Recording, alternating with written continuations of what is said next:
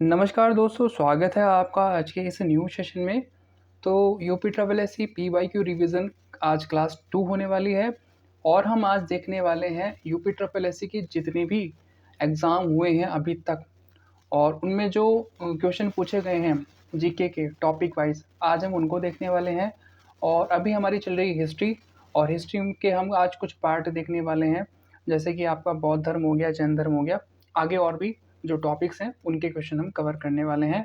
तो आज की क्लास बहुत ही इंपॉर्टेंट होने वाली है। आपकी जितनी भी upcoming UP triple S C के एग्ज़ाम्स हैं, जैसे लोअर PCS या फिर आपका फॉरेस्ट गार्ड वाला है और या फिर आबकारी सिपाही का है, जिस भी एग्ज़ाम आने वाला है, जो भी आपका एग्ज़ाम आने वाला है यूपी ट्रिपल एस सी का, उन सभी एग्ज़ाम्स के लिए इंपॉर्टेंट होने वाली है। तो इसलिए इस क्लास को अंत तक देखना, तभी आपको इसका फ़ायदा मिलेगा।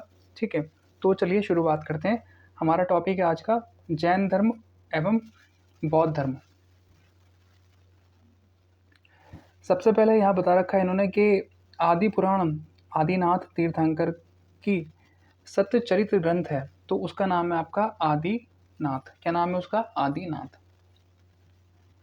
पहले जैन तीर्थंकर कौन थे? तो पहले जैन तीर्थंकर थे आपके ऋषभ देव जी। क्या नाम था इनका? ऋषभ देव जी। आगे बोल रहा है कि बुद्ध ने अपनी कितनी आयु में परिनिर्वाण यानी कि अंतिम मुक्ति प्राप्त की? परिनिर्वाण यानी कि मोक्ष की प्राप्ति कर ली थी। तो 80 साल की उम्र में इन्होंने मोक्ष की प्राप्ति कर ली थी। और ये देखो, सारे एग्जाम, जिस भी एग्जाम में क्वेश्चन पूछा गया है उसके सामने उस एग्जाम का नाम और कौन सी तारीख को हुआ है और कौन से शिफ्ट में ये क्वेश्चन पूछा गया है, सब कुछ बाकायदा प्रूफ के साथ हमने यहाँ पे दे रखा है। महावीर ने किस स्थान पर मोक्ष प्राप्त किया यानी कि सिद्ध बनी, सिद्धि प्राप्त की? तो मतलब सिद्ध मोक्ष प्राप्त किया यानी कि मुक्ति प्राप्त की एक तरह से, तो पावापुरी। क्या हो जाएगा इसका आंसर? पावापुरी। 23वें तीर्थंकर पार्श्वनाथ से जुड़ा प्रतीक है। तो पार्श्वनाथ से जो जुड़ा प्रतीक है, जो कि सिंबल है इनका, इनसे रिलेटेड, वो है सांप, स्नेक। आगे चलते हैं।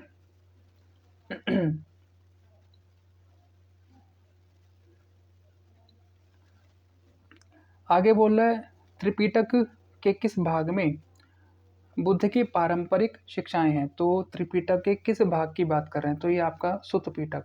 क्या आंसर हो जाएगा इसका? सुत्त पिटक। बौद्ध धर्म में त्रिपिटक या त्रिपिटक शब्द का अर्थ है तो 3 टोकरियों या संग्रह। ठीक है, ये बौद्ध शिक्षाएं से संबंधित हैं, तो इसका मतलब है 3 टोकरियां या फिर संग्रह। बोलता है जैन धार्मिक परंपरा में कुल कितने तीर्थंकर थे? हैं, सॉरी, तो 24 हैं। कितने हैं? 24 हैं। बुद्ध ने दुख से मुक्ति पर अपना पहला उपदेश कहाँ दिया था? तो सबसे पहला जो उपदेश दिया था इन्होंने, वो दिया था सारनाथ में, और वो था दुख से मुक्ति पर। जैन धर्म के 24वें और अंतिम तीर्थंकर किसे माना जाता है? तो जैन धर्म के 24वें और अंतिम तीर्थंकर थे आपके वर्धमान महावीर। भगवान महावीर स्वामी को ज्ञान प्राप्त कहाँ हुआ था? तो जृंभिका गांव में। कहाँ पे? जृंभिका ग्राम में। बौद्ध धर्म ने बौद्ध गौतम बुद्ध ने बौद्ध गया जाने से पहले 6 साल तक कहाँ ध्यान किया? तो इन्होंने करा था डुंगेश्वरी गुफा में। कहाँ पे किया था? डुंगेश्वरी गुफा में इन्होंने क्या किया था? 6 साल तक ध्यान किया था गौतम बुद्ध ने। बौद्ध स्थल जहाँ महिलाओं को पहली बार संघ में नियुक्त किया गया, तो वैशाली। क्या हो जाएगा इसका आंसर? वैशाली में। तो वैशाली ऐसी जगह है जहाँ पे पहली बार बौद्ध धर्म में महिलाओं को शामिल किया गया। ठीक है, आगे चलते हैं।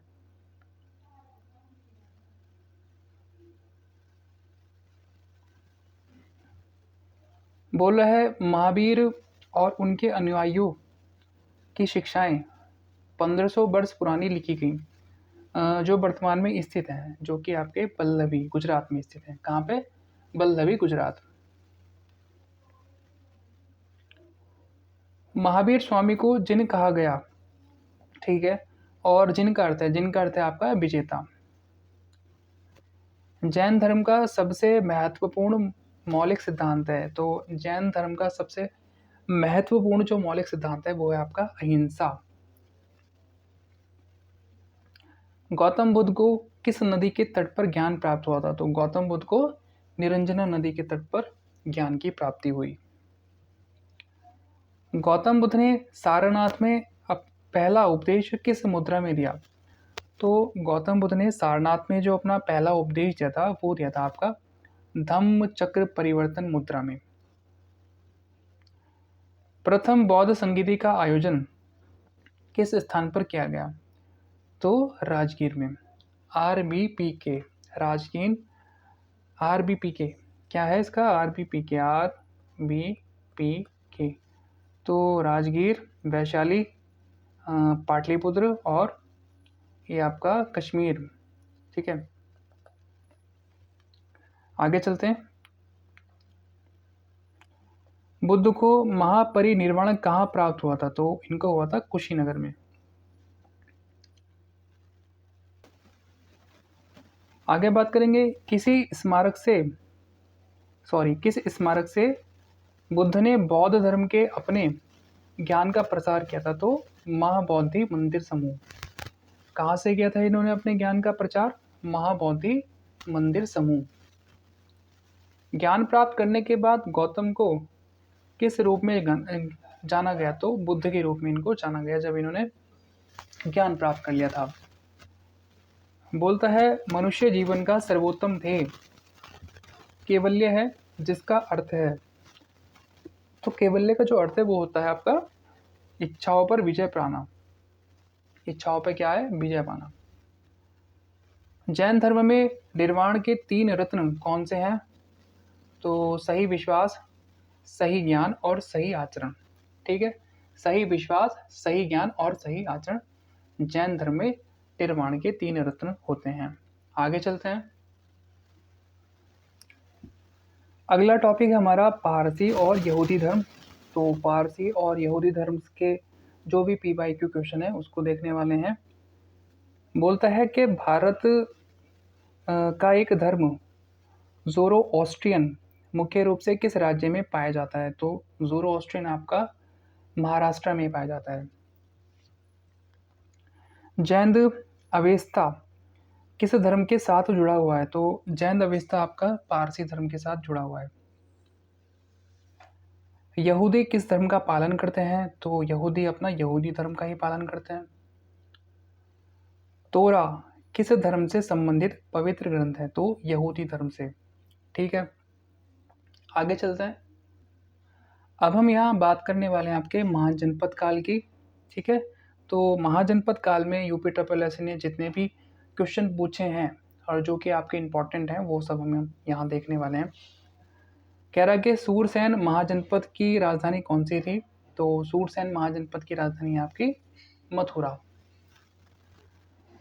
बोलता है 6ठी से 14वीं शताब्दी तक सबसे शक्तिशाली महाजनपद कौन सा था? तो मगध। क्या नाम हो जाएगा इसका? मगध। राजा बिंबिसार के दरबार में प्रसिद्ध चिकित्सक कौन थे जो बुद्ध के निजी चिकित्सक भी थे? तो इनका नाम था जीवक। क्या नाम था इनका? जीवक। और जीवक जो थे आपके क्या कहते हैं, राजा बिंबिसार के दरबार में प्रसिद्ध चिकित्सक थे और बुद्ध के निजी चिकित्सक भी थे। 6ठी शताब्दी ईसा पूर्व में जैन और बौद्ध ग्रंथों में कितने महाजनपदों का उल्लेख है? तो 16। कितने? 16। अब हम यहाँ बात करने वाले हैं मौर्य वंश और मौर्योत्तर काल के जो भी महत्वपूर्ण क्वेश्चन है, तो अब हम उनको देखने वाले हैं। बोलता है मौर्य वंश का संस्थापक था ये आपका चंद्रगुप्त मौर्य। रुद्रदामन के गिरनार शिलालेख में वर्णित सुदर्शन झील का निर्माण किसके शासनकाल में हुआ था? तो ये चंद्रगुप्त मौर्य के काल में हुआ था। बोलता है सुदर्शन झील के निर्माण का श्रेय किसे दिया जाता है? तो पुष्यगुप्त को। क्या नाम है इनका? पुष्यगुप्त। भारत की सबसे पुरानी मानव निर्मित झील कौन सी मानी जाती है?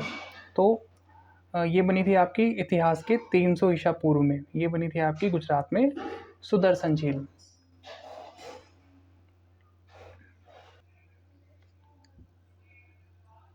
बोलता है किस संप्रदाय में बिंदुसार की विशेष रुचि थी? तो आजीविक।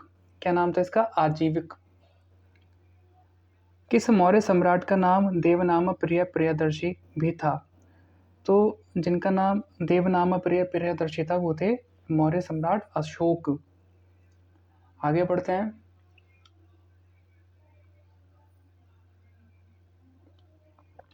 बोलता राजा कनिष्क के शासनकाल के दौरान दरबारी चिकित्सक कौन थे? तो ये थे आपके चरक। क्या नाम था इनका? चरक। नगर पालिका प्रशासन की विस्तृत प्रणाली स्थापित करने वाला प्रसिद्ध शासक? तो ये थे आपके चंद्रगुप्त मौर्य जी। कनिष्क के शासनकाल के दौरान कौन सी बौद्ध संगीति आयोजित की गई थी? तो कनिष्क के शासनकाल के दौरान आपकी चौथी 4th नंबर की। मौर्यकालीन भगवान भारत के विवरण वाली प्रसिद्ध पुस्तक इंडिका के लेखक कौन थे? तो मैगस्थनीज। क्या नाम था इनका? मैगस्थनीज जो थे इंडिका के लेखक थे, राइटर थे। चरक संहिता किस विषय से संबंधित है? तो चरक संहिता आपके मेडिकल यानी कि चिकित्सा से। मौर्य अर्थव्यवस्था मुख्य रूप से किस पर निर्भर थी? तो मौर्य अर्थव्यवस्था आपकी कृषि पर यानी कि खेती पर। अशोक के प्रधान शिलालेखों में सबसे बड़ा शिलालेख कौन सा है? तो 13वां शिलालेख। क्या नाम है इसका? 13वां शिलालेख। अशोक के आक्रमण के दौरान कलिंग, जिसको पूर्व प्रांत बोलते थे, इसकी राजधानी थी तो तोसली। क्या नाम था इसका? तोसली। तक्षशिला शहर किन नदियों के बीच स्थित था? तो सिंधु और झेलम के बीच में तक्षशिला शहर बसा हुआ था। सम्राट अशोक का कौन सा शिलालेख कलिंग विजय का उल्लेख करता है? तो 13वां, 13th। क्या नाम है? 13th। आगे बढ़ते हैं। बोलता है अशोक का सिंह चतुर्मुख स्तंभ शीर्ष कहाँ स्थित है? तो ये आपका सारनाथ में।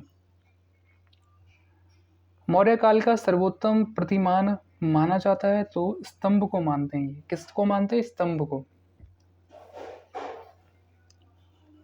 कौन सा क्षेत्र अशोक के साम्राज्य के अधीन नहीं था? तो कामरूप जो था वो अशोक के अधीन नहीं था। बृहद सांची स्तूप किस काल से संबंधित है? तो मौर्य काल से संबंधित है। प्राचीन काल के महान व्याकरणविद पतंजलि किसके समकालीन थे? तो ये थे आपके पुष्यमित्र शुंग के। कुषाण मूलतः कहाँ के निवासी थे? तो चीनी तुर्किस्तान के। कहाँ के? चीनी तुर्किस्तान। आगे बढ़ते हैं। अगला टॉपिक है हमारा गुप्त एवं गुप्तोत्तर साम्राज्य। बोलता है भारत में स्थित किस प्राचीन विश्वविद्यालय को यूनेस्को विश्व विरासत स्थल में शामिल किया गया है? तो नालंदा महाविहार। क्या नाम है इसका? नालंदा महाविहार को। समुद्रगुप्त की प्रशस्ति संस्कृत कविता की रचना इलाहाबाद स्तंभ पर किसने अंकित की? तो हरिशेन ने। क्या नाम है इनका? हरिशेन। किस शासक के दरबार में बहुत से विद्वानों को नवरत्न के रूप में अलंकृत किया गया था? तो चंद्रगुप्त सेकंड यानी कि चंद्रगुप्त द्वितीय के दरबार में। खगोलविद बराहमिहिर और कवि कालिदास किसके दरबार का हिस्सा थे? तो ये थे आपके विक्रमादित्य बोल दो या फिर चंद्रगुप्त सेकंड। तो चंद्रगुप्त द्वितीय को ही विक्रमादित्य बोला जाता था। तो इसलिए या तो आप विक्रमादित्य लिख सकते हो या फिर चंद्रगुप्त सेकंड। भारतीय इतिहास में धन्वंतरी कौन थे? तो ये थे आपके चंद्रगुप्त विक्रमादित्य के प्रसिद्ध चिकित्सक यानी कि इनके डॉक्टर थे, पर्सनल घरेलू डॉक्टर। आगे बढ़ेंगे।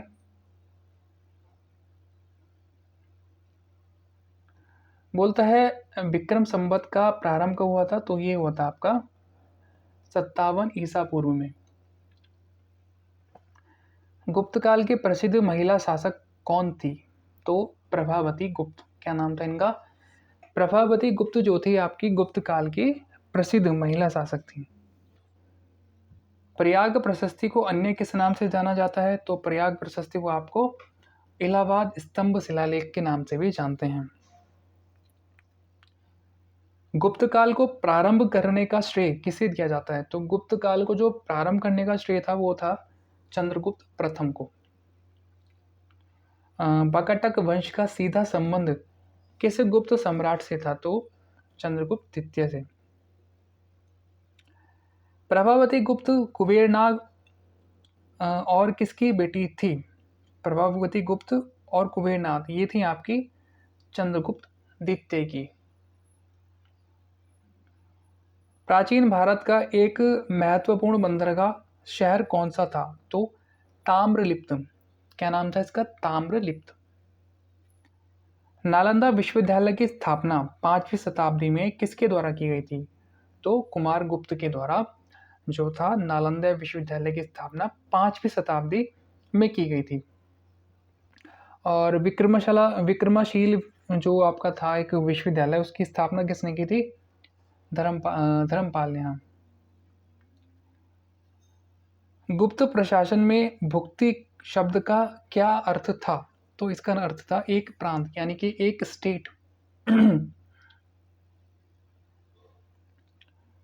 बोलता है कि गुप्त प्रशासन के संदर्भ में विधि शब्द किसको संदर्भित करता है, तो विधि। विधि यानी कि कानून, प्रशासनिक इकाई की बात कर रहे हैं यहाँ पे, एडमिनिस्ट्रेटिव यूनिट की।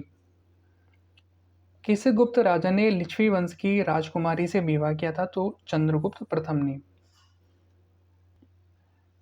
आगे चलते हैं, आगे हमारा टॉपिक है नया, पुष्यभूति वंश और वर्धन साम्राज्य। तो पुष्यभूति वंश और वर्धन साम्राज्य के हम क्वेश्चन देखने वाले हैं जो भी आपके यूपी ट्रिपल एस ने पूछे हैं। बोलता है हर्षवर्धन की पहली राजधानी कौन सी थी, तो थानेश्वर। क्या नाम था इसका? थानेश्वर। हर्षवर्धन के शासनकाल में स्थानांतरित नई राजधानी कौन सी थी, तो कन्नौज। क्या नाम था इसका? कन्नौज। हर्षवर्धन द्वारा नियंत्रित 5 इंडीज कौन से क्षेत्र थे, तो ये थे आपके पंजाब, कन्नौज, बंगाल, बिहार और उड़ीसा। क्या नाम है इनके? पंजाब, कन्नौज, बंगाल, बिहार और उड़ीसा। वह स्थल जहां हर्षवर्धन ने बौद्ध महासम्मेलन का आयोजन किया था, तो वो था प्रयाग। क्या था? प्रयाग, जिसको आज प्रयागराज बोलते हैं। बोल रहा है कन्नौज ने पूर्व हर्षवर्धन, कन्नौज से पूर्व हर्षवर्धन कहाँ का शासक था, तो यानी कि कन्नौज से पहले हर्षवर्धन कहाँ का राजा था, ये पूछना चाह रहा है। तो थानेश्वर का। कहाँ का? थानेश्वर का। हर्षवर्धन की जीवनी हर्षचरित किसके द्वारा लिखी गई थी, तो बाणभट्ट के द्वारा ये लिखी गई थी। आगे चलते हैं।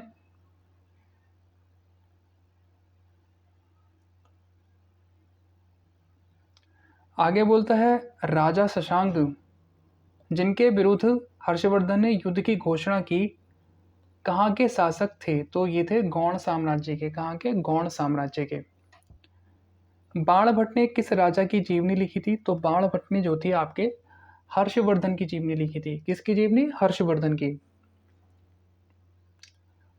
हर्षचरित किस भाषा में रचित हर्षवर्धन की आधिकारिक जीवनी है, तो ये है आपके संस्कृत में। और ये किन्होंने लिखी है? आपके बाणभट्ट ने लिखी है। ठीक है, जो कि हम पहले भी डिस्कस कर चुके हैं, ये वाला क्वेश्चन था। बोलता है कौन सा चीनी तीर्थयात्री बौद्ध ग्रंथों की तलाश में भारत आया था, बौद्ध ग्रंथों की तलाश में आया था, तो ये था आपका हेंत सांग या हेन सांग बोल देते हैं इसको। ठीक है। चालुक्य शासक पुलकेशिन की हर्षवर्धन पर विजय का वर्ष क्या था, तो 618 ईस्वी। कौन सी ईस्वी थी? 618 ईस्वी। राजा हर्षवर्धन ने किसकी मृत्यु के बाद थानेश्वर व कन्नौज का सिंहासन संभाला, तो राज्यवर्धन। किसका तो इन्होंने किसका सिंहासन संभाला था, मतलब किसकी मृत्यु के बाद थानेश्वर और कन्नौज का सिंहासन संभाला था?